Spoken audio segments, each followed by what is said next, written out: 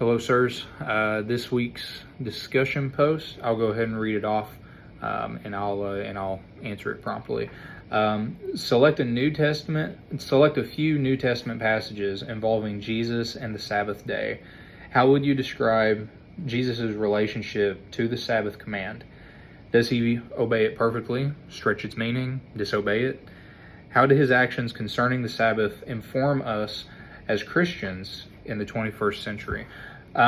The passage or passages I want to look at, they're actually sequential to one another, and I have a few other examples, but the main ones I want to look at, sorry, I have them pulled up on my laptop in front of me, are Matthew, it's Matthew 12, 1 through 14, honestly, but split up because they are, I believe that they're split up for a reason, here in our text, but they do have two different meanings, in my opinion, or applications. So Matthew 12 shows that Jesus is Lord of the Sabbath, and they, in this setting, the Pharisees are basically saying that, like, how dare you allow you and your disciples to eat on the Sabbath day, right? Basically, you go pluck heads of grain and to eat, because apparently that was unlawful.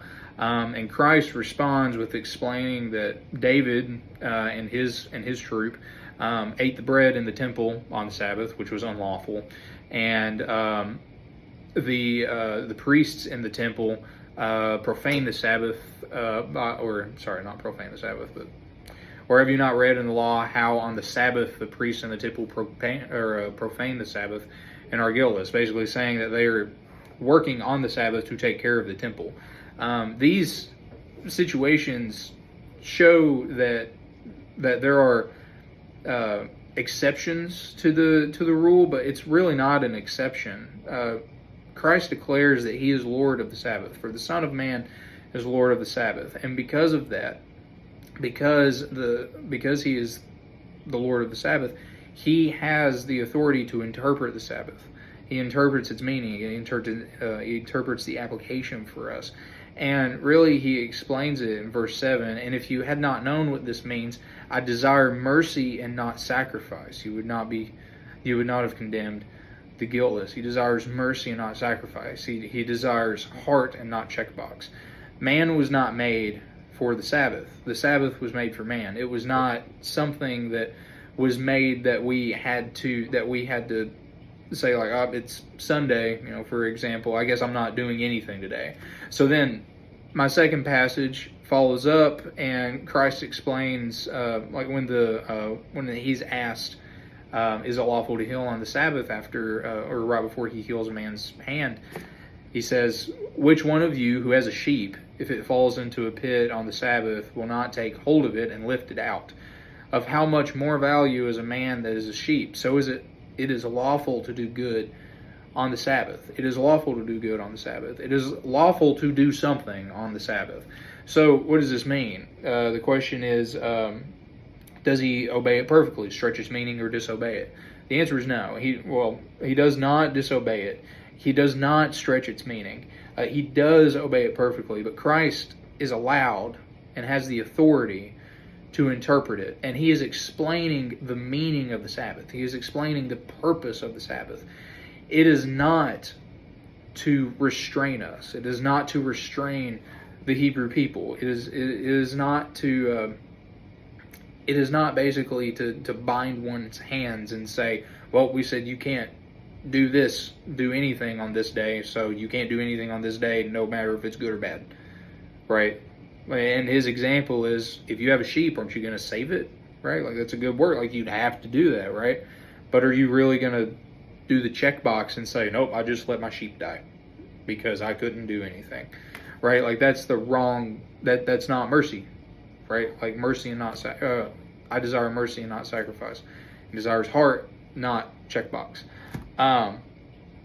So Christ does obey perfectly, and he is using this not to stretch or disobey it, but to interpret it for us and actually teach us and to teach the Pharisees what the purpose of the Sabbath is. We, again, are not made for it. It is made for us. It is made to give us a time to rest in the Lord and to recharge and to focus on Him to get us ready for the rest of the week or to reflect on the previous week. How do His actions concerning the Sabbath inform us as Christians in the 21st century? There you go. It's the same thing. It is. I'll give you a practical example. At the beginning of the course, when I was reading through the syllabus, Dr. Hanley specifically states that technically these assignments are due on Sundays, but he encourages us, as he does, to observe the Sabbath, to get things done early so that we can take the Sunday and prepare for the week, right? But then also to recharge in the Lord, to honor the Sabbath, right? To have the resting day, or the day of rest, the day of recharge. And I'm ashamed of it, but during undergrad, I did not do that. I don't think anybody did that, right? But then in the master's program, I still haven't done it, but it's a lot easier to try it. And really, I wish I would taken this class sooner, because I was really convicted about that when I saw it in the syllabus, and I've tried to do that this semester. Now, this past weekend, it did not work. I understand. But the first 2 weeks, I made sure to get everything done by Sunday, and it was day and night difference for me. And I can genuinely say that I've shamefully had a really hard time observing the Sabbath. I've always had a really hard time. I've had one of my biggest temptations and problems is not knowing how to separate work and life, right? So I bring work with me everywhere. Obviously I work in residence life. I live here, and this, my job is to take care of this, right? And it's called residence life for a reason, and it presents challenges. But I can definitely say that after reading this and actually putting it in practice for the past few weeks specifically, there is a lot of worth in it. And it's something that I definitely know I'm going to move on and try to do in the future. Because I know that there's a reason why we're taught that, right? Sorry, I know this is a longer video, but I'm looking forward. I'm looking forward to your response, Matt. Dr. Hanley, if you have anything to say, please do. But I guess I'll talk to you all later.